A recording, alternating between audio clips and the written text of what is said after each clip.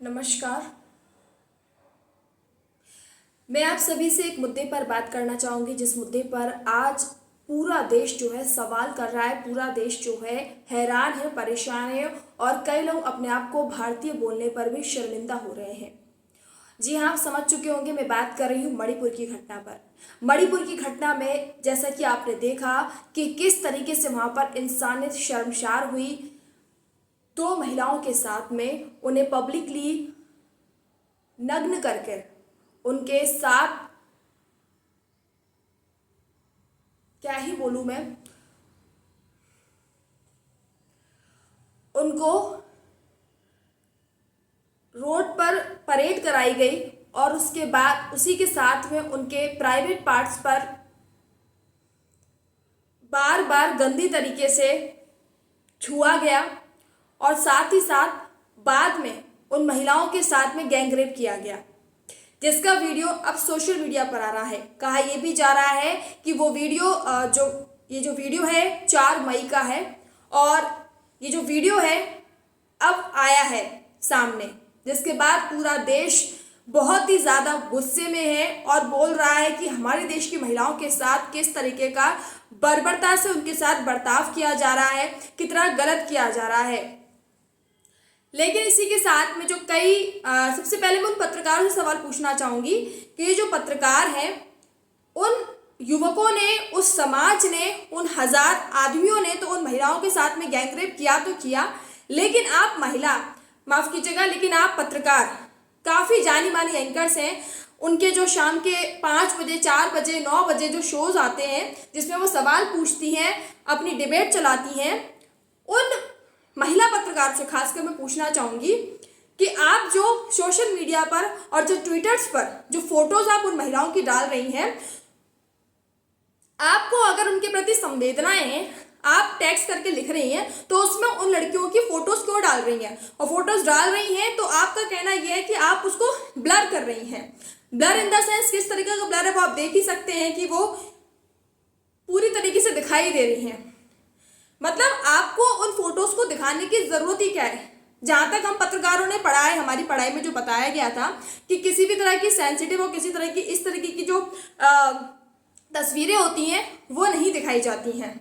लेकिन आप जो इतनी बड़ी देश की पत्रकार हैं, जानी मानी पत्रकार हैं, आप तो इनको अपने अकाउंट पर इस तरीके से शेयर कर रही हैं या ये दिखाने की कोशिश कर रही हैं कि आपको बहुत ज़्यादा संवेदना है या आपको व्यूज़ चाहिए, फॉलोअर्स चाहिए, या इसीलिए आप करेंगे क्योंकि वो चीज़ होती है ना, कोई चीज़ ट्रेंड पर चलती है, आप सोशल मीडिया पर डालते हैं तो लोग उसी को ज़्यादा देखते हैं कि है क्या, तो ऐसा लगता है। तो मैं आप पत्रकार से पूछना चाहूँगी, उन युवकों ने तो उन महिलाओं के साथ में गैंगरेप किया, लेकिन आप क्या कर रही हैं? दूसरा रेप तो आप लोग कर रही हैं उन महिलाओं की तस्वीरें डालकर। आपको ज़रूरत है क्या महिलाओं की तस्वीर डालने के लिए सोशल मीडिया पर? आपको संवेदनाएं, आपको सरकार से सवाल पूछना है तो आप सीधे सीधे आप लिख सकते हैं कि मैं इस खबर से गुस्सा हूं और मैं इसके प्रति सरकार से मांग करती हूं कि यहाँ की जो सरकार है, यहाँ की जो सीएम है, उन्हें बर्खास्त किया जाए और इन आरोपियों के खिलाफ सख्त से सख्त कार्रवाई किया जाए। #मणिपुर ज़रूरी है कि आप उसमें तस्वीरें डालेंगी, तभी आपकी खबर को, तभी सरकार और तभी जो देश के पीएम है उस चीज़ को देखेंगे, सुनेंगे। इसी के साथ में कई जाने माने बड़े बड़े पत्रकार हैं, वो भी बोल रहे हैं कि मेरा तो बस खून खौल रहा है इसे देखकर, मुझे तो बहुत गुस्सा आ रहा है, मैं क्या ही कहूँ कि हमारे देश में किस तरीके के लोग हो गए हैं। लेकिन इसके बावजूद भी ये महान बड़े बड़े पत्रकार जो हैं वो फोटोज डाल रहे हैं, जबकि सरकार उन फोटोज को रोक रही है सर्कुलेट होने से। उस पर जो हमारी टीम आईटी की वो लगी हुई है, लेकिन आप पत्रकार, कोई आम इंसान कर तो समझ में आता, लेकिन आप देश के प्रतिष्ठित पत्रकार जो कि समाज का आईना होते हैं, वो आप इस तरह की फोटोज डाल ही क्यों रहे? मैं पूछ रही हूँ, आपको फोटोज डालने की जरूरत क्या? भले आपने से ब्लर किया, और ब्लर किस तरीके की गई है वो आप सभी के सामने ही है। अब मैं आती हूँ नेताओं के ऊपर। ये जो नेता हैं ये बात कर रहे हैं कि ये जानबूझकर 1 जुलाई को किया, सॉरी माफ कीजिएगा, ये जुलाई में लाया गया है कि 20 जुलाई को मानसून सत्र स्टार्ट हुआ है और सरकार को नीचा दिखाने के लिए और मानसून सत्र को जो है कि भंग करने के लिए इस तरीके की वीडियोस को डाला गया है, ताकि सरकार का ध्यान इस पर रहे और लोगों का ध्यान इस पर रहे, मानसून सत्र जो है कि खत्म हो जाए। तो मैं उनसे पूछना चाहूंगी कि आपके अंदर कोई संवेदनाएं बची है कि नहीं बची हैं? आपको हर चीज में बस राजनीति ही नजर आती है। कोई भी ये क्यों नहीं सोच रहा है कि किसी महिला के साथ में कितना गलत किया गया है, और हमारे देश में इतनी कुंठित मानसिकता के लोग हैं जो महिलाओं के साथ इतना बुरा बर्ताव कर रहे हैं, इतना गंदा किया गया है, उनके खिलाफ सख्त सख्त कार्रवाई की जाए। एकजुट क्यों नहीं हो रहे हैं आप लोग? इसमें भी आप लोगों को राजनीति दिख रही है। अरे हर चीज में राजनीति राजनीति। इन नेताओं ने, इन पार्टियों ने तो हमारे पूरे देश को खत्म कर दिया है।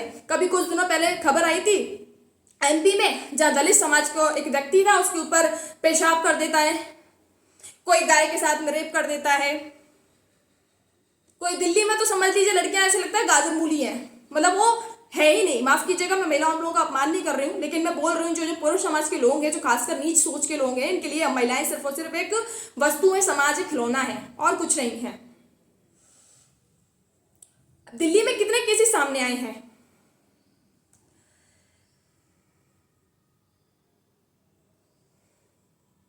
और तीसरा सवाल, मैंने बस ये खबर देखी थी तो मेरे को लगा कि ज्यादा कुछ मतलब ऐसा कुछ होगा नहीं, माफ कीजिएगा, कि माफ कीजिएगा कि कुछ ऐसी होगा, कुछ पुराना होगा, मतलब ऐसी फेक होगी। लेकिन जब मैंने इसको खबर को असल में जाके देखा पूरी तरीके से, तो सच में मेरी रूह कांप गई। मुझे लग रहा कि मैं किस देश में रह रही हूँ, कैसे लोगों के साथ में रह रही हूँ,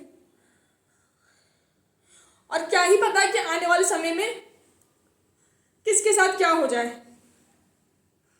आई एम रियली सॉरी।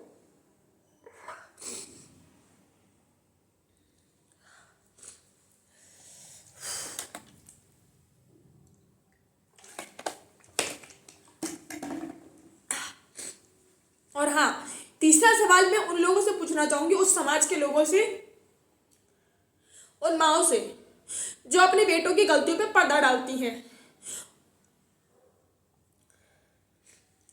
जो हमेशा बेटे और बेटियों में भेदभाव करते हैं।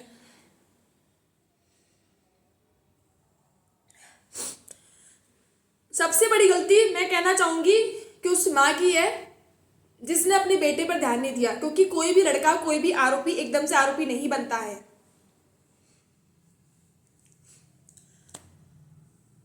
धीमे धीमे क्या होता है ना, एक तरीके से कुछ चीज दिखाई देती है कि जब भी हमको कोई बीमारी होती है तो एक तरीके से डॉक्टर कहते हैं ना सिम्टम्स दिखाई देते हैं, लेकिन हम उनको समझ नहीं पाते हैं। तो वही सिम्टम्स इन लड़कों में, इन दरिंदों में दिखाई देते हैं। लेकिन जो हमारे देश में कितना भी क्या, लेकिन लड़कियों को सम्मान करते हैं, लड़कियों को एक बराबर से देखते हैं। अरे नहीं देखते। अगर देख रहे होते तो उन्नाव केस, दिल्ली में केस, लड़की को किस तरीके से मारा गया, सरेआम साहिल का जो, उस साहिल ने उस लड़की को मारा, आई थिंक कुछ दिनों की वो वीडियो में था, हाईलाइट हुआ और वो दब गया। बस इतना ही रह जाता है, कोई सजा नहीं, कोई कुछ नहीं होता है। बस कहेंगे कि हाँ सख्त से सख्त सजा दिलाई जाएगी, और हाँ अगर वो किसी पार्टी का कुछ हुआ तो उसके घर पर बुलडोजर जरूर चल जाएगा। मैं ये पूछती हूँ सरकार से कि अभी तक जिन लोगों ने रेप किया है उन लड़कों के घर में अभी तक क्या बुलडोजर चला है? जिन लड़कियों को इतनी निर्मम हत्या की गई है, जिन लड़कियों की, उनके घर में कभी कुछ किया गया है? नहीं। आप सिर्फ और सिर्फ सारी सरकार, सारे लोगों में सबसे कहूंगी, और ये मैं अभी नहीं कहूंगी कि ये सरकार आई है तो अभी हुआ है, ये हर राज्य में कहीं ना कहीं इस तरह की महिलाओं के साथ घटना आए दिन होती ही रहती है, चाहे कोई भी सरकार आ जाए। आई नो कुछ लोगों को देखकर लगेगा कि मैं ड्रामा कर रही हूँ, बट जो लोग मुझे जानते हैं तो उन्हें पता ही होगा कि मैं थोड़ा लड़कियों के मुद्दों पर लेकर रहती हूँ, और मैं खुद लड़कियों से कहती हूँ सहना नहीं चाहिए। मैं उन माओं से भी बोलना चाहूँगी जो अपनी बेटियों को कहते हैं कि बेटा एक थप्पड़ मारा कोई बात नहीं है, और वो थप्पड़ पे थप्पड़ भरते ही जाते हैं और लड़कियों को मारा जाता है। और कुछ दिनों बाद खबर पता चलती है कि लड़की को जला के मार दिया, लड़की को सूली पे चढ़ा दिया। और उन आदमियों को बोलना चाहूंगी जो कुछ लड़कियां आजकल अपने हिसाब से जीना, पहनना, ओढ़ना सीख गई हैं, अपने हिसाब से चलने लगी हैं, और कुछ लड़कियां गलत जो फ्रीडम होती है उसका गलत फायदा भी उठा रही हैं। तो उन लड़कियों से आप कंपेयर करते हो, समझते हैं कि सारी लड़कियां बेकार हो गई। अगर सारी लड़कियां बेकार है तो क्या कोई लड़की ने कभी किसी लड़के को ऐसे नग्न करके उसके साथ इस तरीके का बर्ताव किया है क्या? मैं पूछना चाहूंगी उन आदमियों से जो, मैं जब भी कोई बात करती हूँ लड़की की तो मुझे बैठ के भाषण दिया जाता है कि अरे लड़कियां ऐसी है, वहां जाओ, दिल्ली में ऐसी, वहां ऐसी, ये ऐसी हैं। अगर सारी लड़कियां ऐसी हैं तो फिर आए दिन अखबार में इन लड़कियों के लिए खबर क्यों आती है कि किसी लड़की को जला के मार दिया, किसी लड़की के साथ रेप हो गया, किसी लड़की के चेहरे पे फेस पे एसिड फेंक दिया। और हाँ, दूसरा और हाँ, चौथा सवाल उन लोगों से तो सोशल मीडिया पर डाल रहे हैं, तिरंगा पहना के एक फोटो बना रहे हैं, लड़की को तिरंगा का फोटो सॉरी माफ़ कीजिएगा, तिरंगे की साड़ी पहना दी है और उसके सामने लड़के गंदा बर्ताव कर रहे हैं। उस तरीके से पूरा बनाने की कोशिश की गई है ताकि लोगों को अटेंशन मिल सके, ताकि उनकी जो फोटोज़ हैं और जो कह सकते हैं ना कि उनको व्यूज़ मिल सके। किसी में मैं सही बताऊँ ना, किसी के अंदर अभी भी सभी लोग ये देख रहे हैं कि जब हुआ तो उसमें वाली सरकार थी, वो थी, ये थी, कोई नहीं देख रहा, क्योंकि ये कोई भी सरकार आ जाए, ये मानसिकता का खेल है। जो आदमियों की सोच है ना, जो पुरुष प्रधान देश है ना हमारा भारत, जो बोलते हैं ना महिला और औरतों को एक किया गया है, नहीं किया गया है। और अगर ऐसा ही होता ना तो आए दिन लड़कियों के साथ में ऐसी घटनाएं नहीं होती। या ये कह दीजिएगा, शायद अभी भी कहते हैं ना कि जब भी लड़की के साथ कोई रेप या लड़की को जलाया या लड़की को फेस पे ऐसे डाला जाता है तो कहीं ना कहीं 50% लड़की की गलती होती है। तो आई थिंक शायद उस लड़की की भी गलती रही होगी। कुछ लोग बुद्धिजीवी ऐसे लोग भी बैठे होंगे, और जो बुद्धिजीवी लोग बैठकर जो उनको तिरंगे की जो साड़ी पहना रहे हैं और दिखा रहे हैं कि वो उनको मार रही हैं, अरे नहीं मारती है महिलाएं, कुछ नहीं करती, महिलाओं को बस बैठ के रोना आता और कुछ नहीं करना आता उनको, क्योंकि घर वाले यही सिखाते हैं हमारी इज्जत चली जाएगी बेटा तुमने कंप्लेन करी, बेटा तुमने कुछ कहा तो मैं आग्रह करना चाहूंगी आप सभी से, प्लीज राजनीति ना करें, और खासकर उन पत्रकारों से। मतलब मेरा तो मन ही उठ गया है, जिनको मैं एक तरीके से फॉलो करती थी, जिनको मैं अपना एक तरीके से कि मुझे सीखना, क्योंकि मैं आइडल कभी किसी को नहीं मानती हूँ, छोटी थी तब मानती थी, बट असल लाइफ में जो दिखता है वो असल में होता नहीं है। वो सिर्फ आपको सोशल मीडिया और उस पर दिखाई देता है कि इतने अच्छे हैं, लेकिन वो रियल लाइफ में उनकी लाइफ अलग होती है, वो कुछ और होते हैं। और आज मैंने देख भी लिया, जिन पत्रकारों को देख के मैं सीखूंगी, इनकी तरह बोलूंगी, मुझे किसी की तरह नहीं बनना, मैं जो हूँ मैं वही बन के रहूँगी। मुझे शर्म आ रही है और मैंने उन सबको अनफॉलो कर दिया। मतलब मैं इन पत्रकारों से पूछना चाहूँगी, आपको फोटोज डालना ज़रूरी है? अरे कोई आम लोग डालें तो समझ में आता है, आपको डालने की ज़रूरत क्या थी? मतलब आपसे इतनी संवेदना, ऐसी संवेदनशील घटना, ऐसी संवेदनशील हरकत की मेरे को उम्मीद नहीं थी। बट आज समझ गई हूँ, सही कहते हैं आज के समय पर कि मीडिया बिक गया है, पत्रकार बिक गए हैं।